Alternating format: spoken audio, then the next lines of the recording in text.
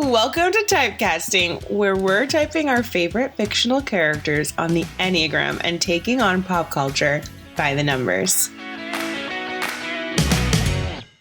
Hi, I am so excited to be here. I am loving this journey for us. Ew, Lucas! That's a little bit of Lucas, and he would totally rock his own reality TV show. Oh my God, a little bit of Lucas. I can't believe I've never got that before. And that's your co-host, Mirjana Tumatua, whose personalitude is absolutely effervescent.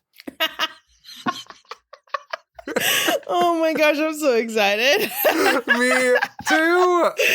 Oh Prepping for this round of episodes has been the most fun I've had yet, I think. Oh my gosh, absolutely. It feels like a party every day. Hey, Jesse, are we wait. Maybe someday. I don't really know those people. Well, because I don't, and hello, dear listeners, welcome to Typecasting. I feel like we're just chatting, not including them. I want to give everyone a heads up. If you have not caught on to our references yet, maybe this isn't the week for you, but we are here talking about Schitt's Creek. I'm so excited to get into it. I just wanted to get that out there before we everyone was super confused.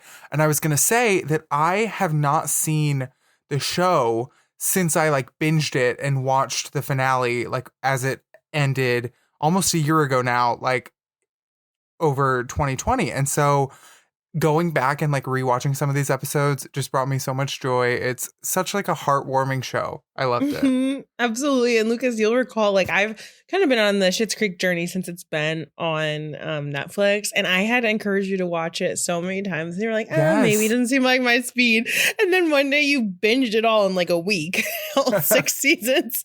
And you were like, have you ever heard of Schitt's Creek? And I'm like, yes, Lucas, I've been trying to get you to watch it for years. I'm the worst about that. I feel like I do it all the time where somebody will recommend something to me and then a year later I watch it and then I recommend it back to them. I apologize to anybody listening who I have done that to. And I apologize to you specifically, Mirjana, too, because I definitely tried to introduce you to Schitt's Creek after you had already seen it.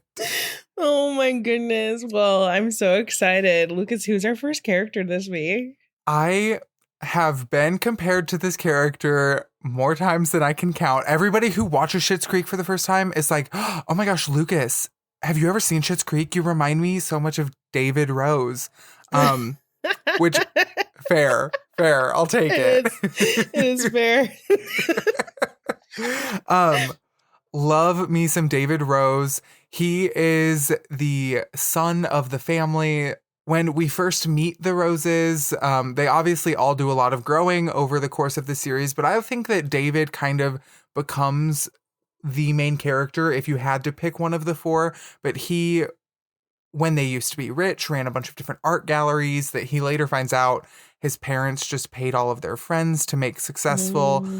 So we really get to see him grow as an entrepreneur as the show goes on. He ends up coming up with this awesome idea to bring together a bunch of different local farmers and different business owners and people who are creating products and branding them under one label and then creating this cute little boutique, the Rose Apothecary, right there in Schitt's Creek, with his business partner and, spoiler alert, future husband, Patrick. But I love David. He is a little bit dramatic, definitely fashion forward.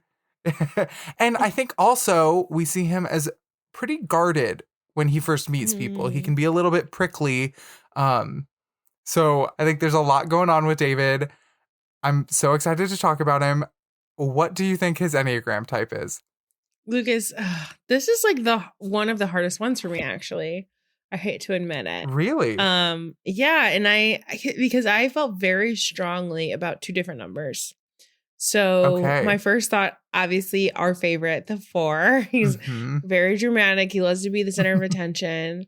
But I was actually thinking about it, and I was like, is he really in his emotions a lot?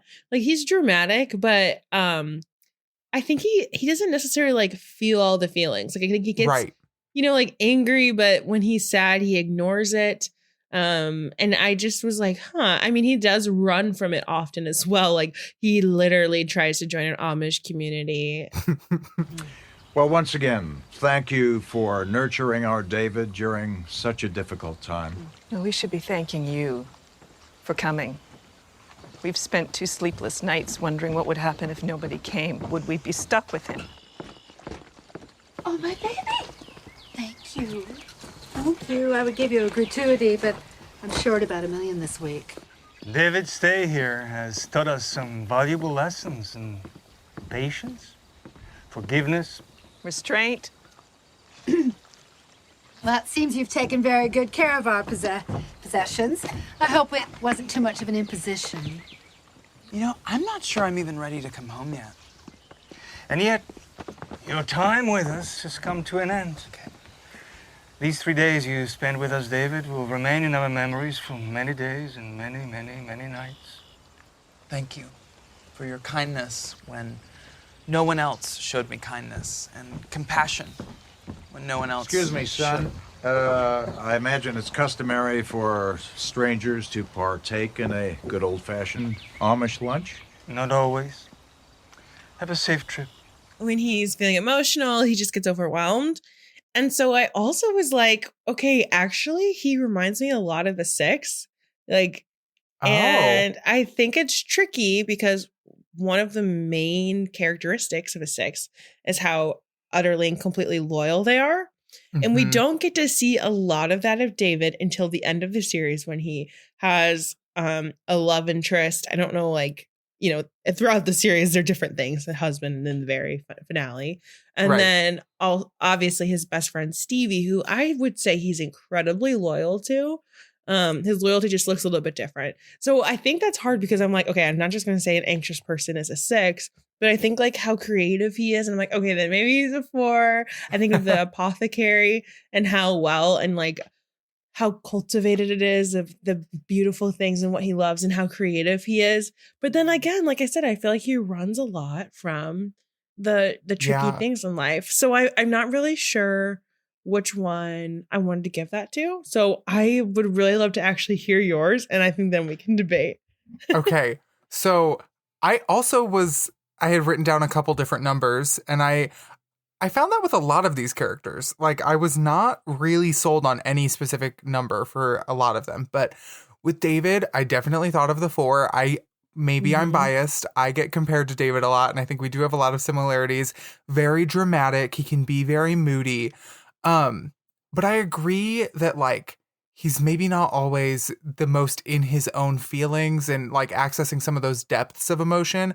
I also, and maybe it's just because we saw a lot of different themed masks over the course of the pandemic. And the one David quote I always saw was, "I'm trying very hard not to connect to people right now."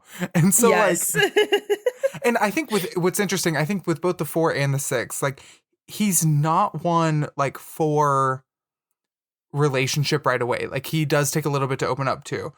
I actually was between the 4 and the type 7, which may be a little bit interesting, but 7s, and actually 7s and type 8s, which I'm not super sold on the 8, but they love kind of the finer things in life, and they really enjoy nice things. And my main point of reference is the picnic. So right near the end of season 5, when Patrick says he's going to take David on a picnic, and then they end up going on a hike, and David is not here for it. He's all about being comfortable, and he's like, I want my tiny little cheeses, and I want my nice wine, and I do not want to be hiking through the woods in the middle of the day. What is the point of this? And he's complaining the whole time about it. And obviously beautiful ending to that story, but I was interested in how much David likes comfort.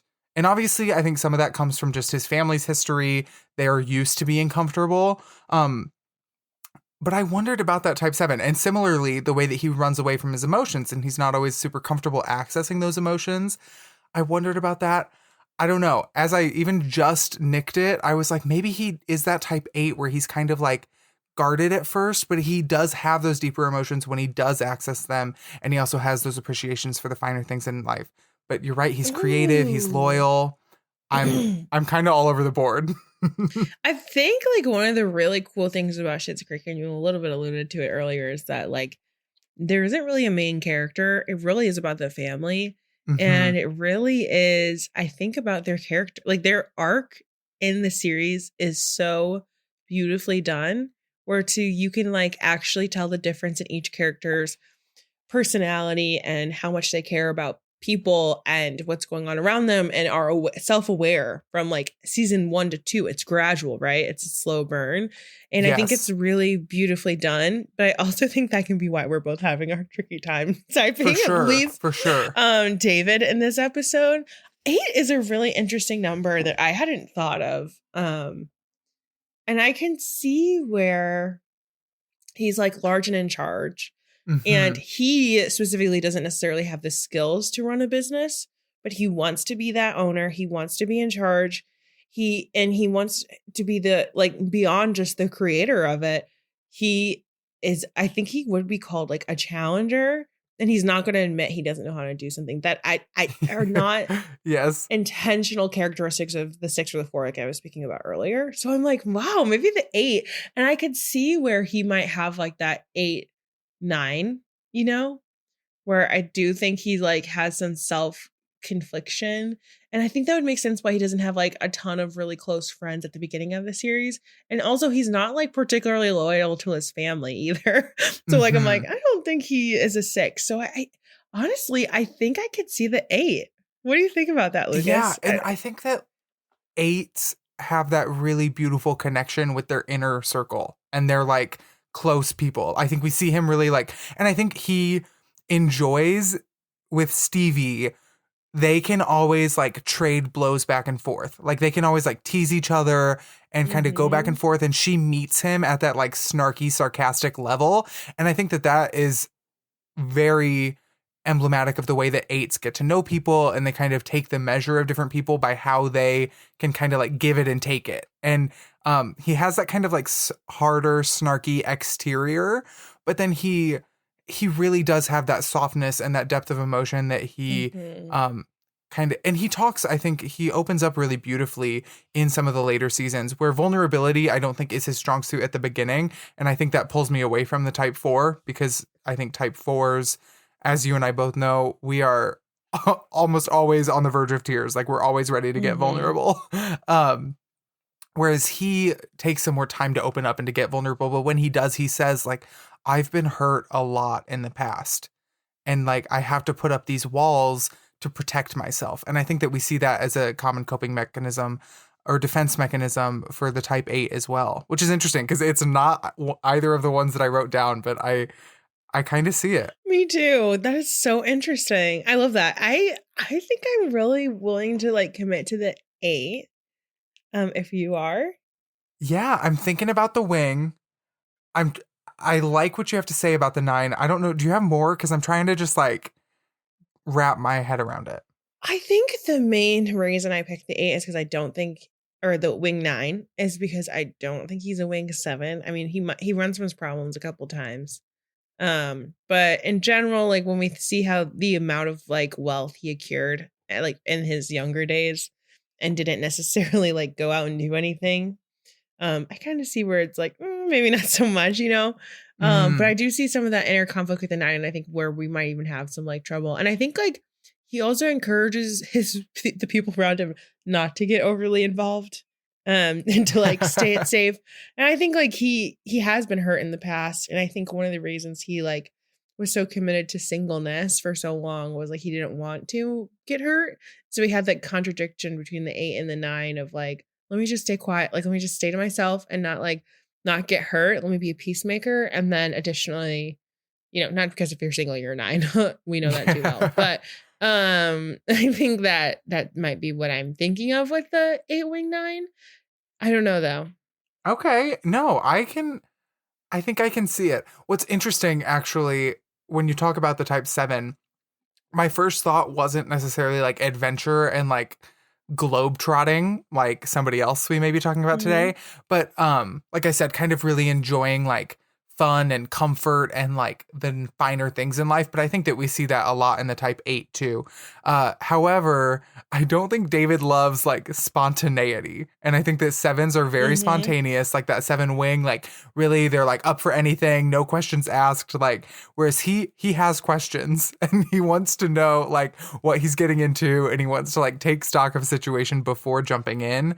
And that's kind of where I can see going away from that wing 7 and more into that wing 9. Yeah, I think I agree. Wow. Alrighty. Wow, that was so interesting. That's not where I started at all. Me either. I love it. Okay, who's next? Too. Oh my goodness. One of my favorite characters. I love him so much. We have sweet Patrick, and my favorite song, I literally want to walk down the aisle to it. I have like 3, so everyone just stay tuned. It'll be like a 9-minute procession down the aisle. You have to like play all 3 songs. Each bride's person will have like their own song. There you go. It'll be like a whole concert. Oh my goodness, great idea. I love it. And then, but then like the first person has to sing for the next. So like you'll sing for like Cambria. And then, like, I love it. Oh my gosh, it's too fun. Okay. We need to get the Jazza Gals in there too. Oh my goodness, exactly. Do you think we can hire them? Yeah, I was actually wondering if not for the Jazza Gals, but I was like, I feel like we need some charity event where the cast comes back and puts on a full performance of Cabaret. Because I think I want to see the whole show. I'm, don't quote me, but I think when the pandemic first hit, they're like Canadian. And I think they did do something. I think they sang together. Oh, I would pay good money for that show. Simply the Best, which is the song I was referring to earlier. I literally love that song, and I love how Patrick sings it. So our next character is accountant, business showrunner. I don't know what his official title is. Neither do I. Generic business person. Generic business person extraordinaire, Patrick Brewer. He is so many things. He is David's love interest, and like additionally, just an all around like stellar guy. I love him. I think out of all the characters, he'd like be the guy I'm friends with. And I just really appreciate him. And I'm so interested, Lucas, in what you think his Enneagram type is. Okay, so I mentioned earlier, I'm a little lost on all of them, but my number 1, I think, pick might be the type 2, the helper. I feel like he is just such a like kind, nurturing soul, and he is, I think he's a really calming presence for David in a way that kind of brought me towards the type 2.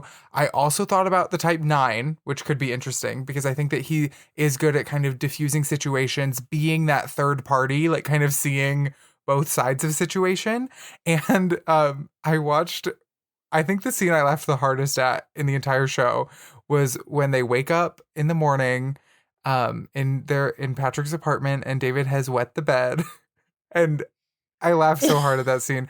But then when David gets out from like his 7th shower, Patrick has like put a mattress protector on his bed. What is that noise? I don't know.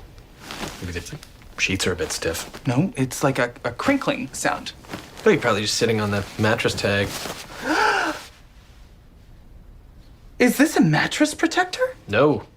That's a second sheet that you put on the mattress that my mom gave me when I moved in, so I just... You put down a plastic sheet? Well, I don't think it's I mean, it might have a rubberized coating, but I don't know. Oh my God. It's purely coincidental. Purely coincidental.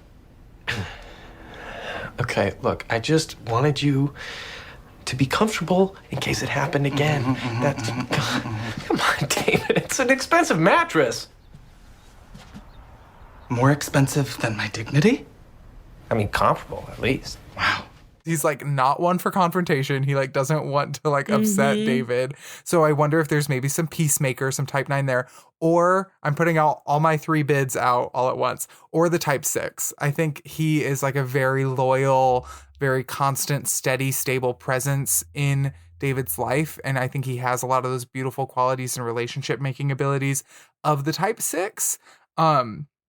So those were my 3 initial guesses. I think even just as I lay out my opening thoughts, the 9 might be where I'm leaning the most. But like I said, the 2, the 9, the 6, I really want to hear what you have to say.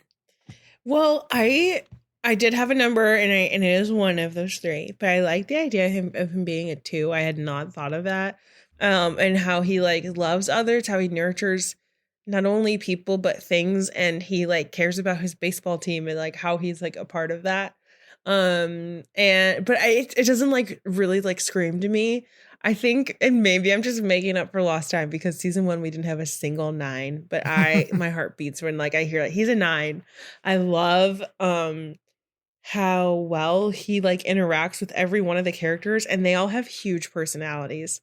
Like to be able to be like one of Alexis's favorite people, and to get Moira to respect you, and to have Stevie like consider you one of her closest friends. I think that is like a really hard feat, and I think he does it really well because he like gets each one of them and kind of comes beside them in a way that like only a 9 really can. And like can put them first and like still know themselves and who they are. I thought of the exact same scene where he thought he was when David went to bed because he was kind of nervous. And how he like just so consistently like has like deferred to what David wants to do, but like also knows when to stand up for himself, and like just an all around great dude. So I also want to put my bid in for the 9. Oh my gosh, I love it. And I will say, I kind of wonder if he has that wing 8, because I think that he's good at like poking David's buttons. Like I think that he's when he's comfortable with someone, he has that freedom to like be fun and playful and kind of like be that little challenger, you know?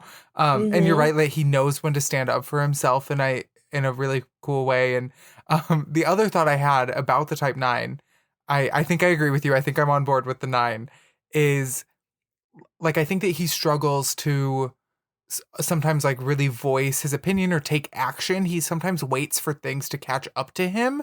For example, when his fiance shows up and like ex-fiance. Well, I think, are they still engaged when she shows up? And he like ran away? No. I don't remember. That might be my bad. I don't think so. I think she broke his heart. Or he broke her heart. Yes. And then like she kind of comes back and David's like, you never mentioned this. Yeah. And he's very conciliatory then. He's like sending David all of these gifts. And David is like, I'm gonna let him keep rolling in for a little bit longer. But then similarly, like with his parents and struggling, I think, to come out to his parents and to vocalize that truth and that he's found David until they come to visit. And sometimes letting life catch up to him instead of sometimes being more proactive, I think is something that a type 9 might find themselves doing.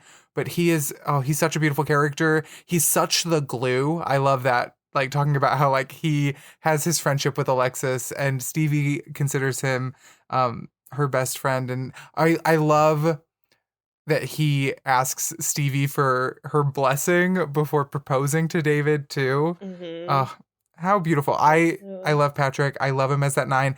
Do you agree with the wing 8 or do you see more of a wing 1? Oh, I definitely see more of a wing 8. Totally aligned.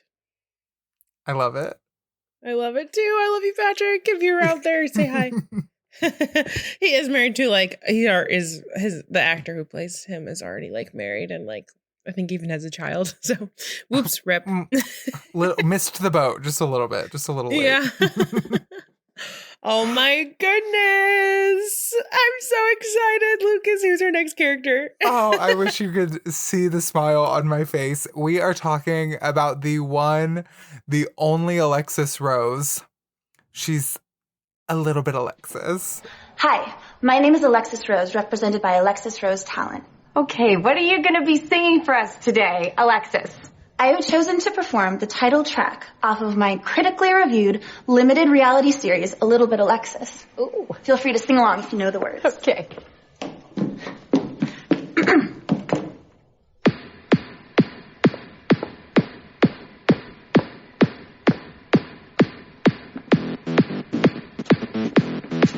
Are you ready? Let's do it. I'm a Lamborghini. I'm a Hollywood star. I'm a little bit tipsy when I drive my car. I'm expensive sushi. I'm a huge yacht. I'm a little bit single, even when I'm not. I'm a little bit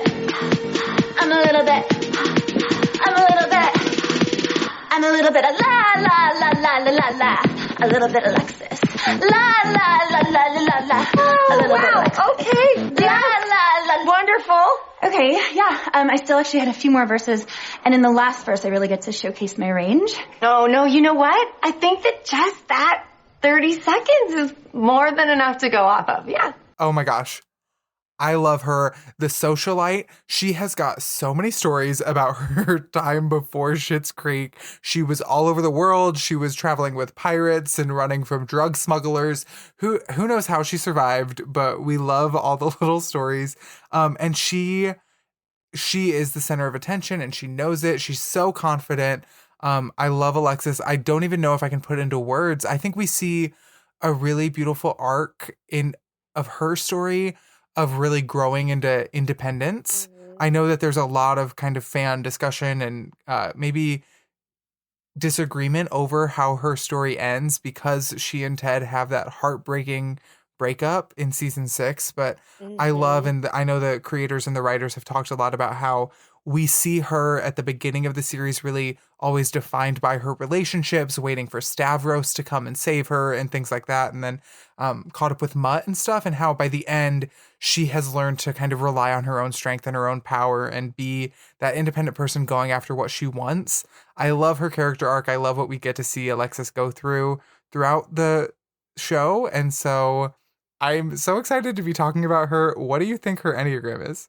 Well, one of the things that I also love is in our friendship outside of this podcast, we have literally quoted her in very real situations where I have been crying and you're like, well, it's just like Alexis. Yes. Mutt. Or yes. Actually used it as a manual for a breakup or independence 100%. or our personal story arcs are going. And I just wanted to throw that in there because I think that's so funny and precious because she is definitely super humorous, but I think there's a lot to learn from her. I love her. Speaking of relatable content, when she's binging Moira's soap opera after her breakup and she just won't leave the bed. I've definitely been there. My friends know how much TV I watch. I relate to Alexis on a spiritual level in that part of her journey. I love that journey for you. Love it for you. Boop. Well, I did a little bit. I accidentally cheated on this one. Oh. Originally, I actually thought she was a 4. She's incredibly emotional in a really good way. I think she's in tune to her emotions. And I also think she does a really good job of bringing out the other characters in the room, the light of their emotions to themselves. She's very self-centered most of the time, but I think she is a really good question asker and brings some of the people down to real life. And I love that about her. And that was my original, my knee-jerk reaction to seeing her and how fun she is, how creative she is, which is actually she's incredibly so, and creates this whole where she's a press manager and does creates her own business and is successful. I mean, her first client is her mom, but it has a pretty great following into the fact where she has a very successful event that you might not expect. So I love that about her. And so I actually think she's a 4, but then I did see an Instagram post, again, not on purpose, that typed her as a 7. And I was like, oh, wait. And so I want to hear from you, Lucas, because I am not sure. Yeah, okay. Yes. So I had a couple numbers written down for her too. Like I said, I struggled to pin a lot of them down. And the numbers that I had written down were the 3, the 4, and the 7. So I think we're along the same lines. I had the 3 just because of, I think, how comfortable she is with attention. She likes being seen. She likes being noticed. And I think 3s are really good kind of being on stage, being performers and things like that. However, That's probably the one that I'm least attached to. I'm also a little torn between the 4 and the 7. I think that she has a lot of 7 in her. She loves gallivanting around the world. She's always up for any adventure. She talks about all these different adventures that she loves to go on all the time. And we also see her, like I talked about earlier, 7s and comfort and kind of like, and maybe comfort isn't the right word. I think we've actually talked about like 7s and 9s and the difference between like comfort and like the lack of pain, like, and how they're maybe a little bit different. But she does like her life to be comfortable. She really struggles with the idea of moving to the Galapagos with Ted and talking about like the bugs and the humidity and everything like that. Like she likes being in control of her surroundings in that way. I do think I agree with you that I think deeper down she does have that type 4.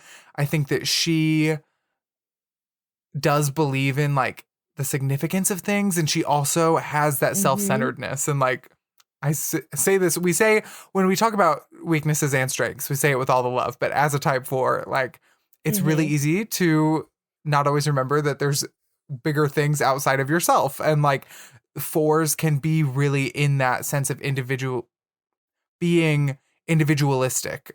I guess I forgot that like 4s are called the individualist. And like she never stops being who she is. She is so committed to being herself in whatever situation. And I think that she is very genuine. I love how you talk about how creative she is. And that I think I find this with myself a lot as a 4 who does not have that 3 wing. I think 3s are like give 4s a really beautiful sense of like productivity and efficiency. Like I think 4s, if they are not really passionate about something, they can have a lot of pent up creative energy and not know where to spend it.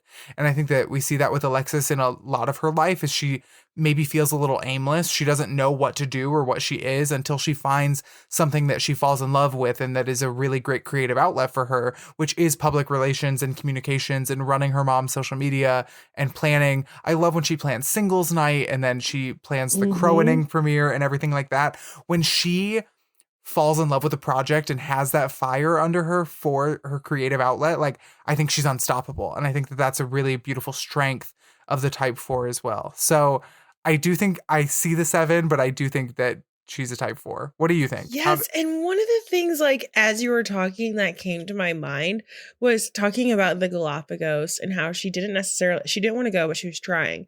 And I think an interesting difference between like the 4 and the 2, both are very empathetic and both love being in love and feeling loved, right? Like the 4s are the romantics. Yeah.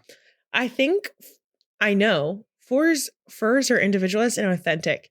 And I think she was at her worst when she was lying to herself about thinking she could go to the Galapagos and trying to make this sacrifice. And I think that's like a difference between 4s and 2s where like I said, they're both very like in love and will do anything for their partners, but it is breaking apart that 4 when they cannot be genuine to who they are in the midst of it, you know? Yeah. And it's not that she couldn't make the sacrifice. It was just that she wasn't being honest about her reservations. She was just I think that's what was stopping her. And that's why ultimately she didn't end up going. Right. And so I just think that was like, not that we had 2 on our radar, but that was kind of like an aha moment for myself that I think I couldn't have done that either. I mean, I think I'd probably like the Galapagos more than she did.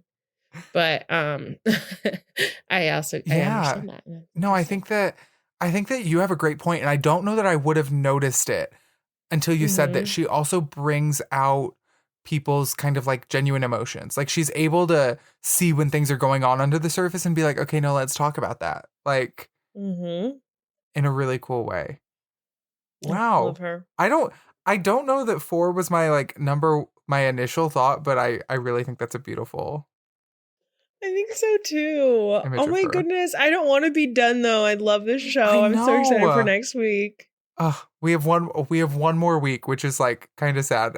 Maybe we should also talk about like, let's throw in Mutt and like Jocelyn and just get everybody in. We'll do the whole town. Jocelyn, we'll never leave. Do you want to do like a rapid fire? Just your knee-jerk reaction? Can we do a rapid fire of like Jocelyn and Roland at least real quick? Well, it's not rapid fire if you're going to warn me who it is. Oh. I'm gonna say name, then you say, and then like you say number, and then do the same to me.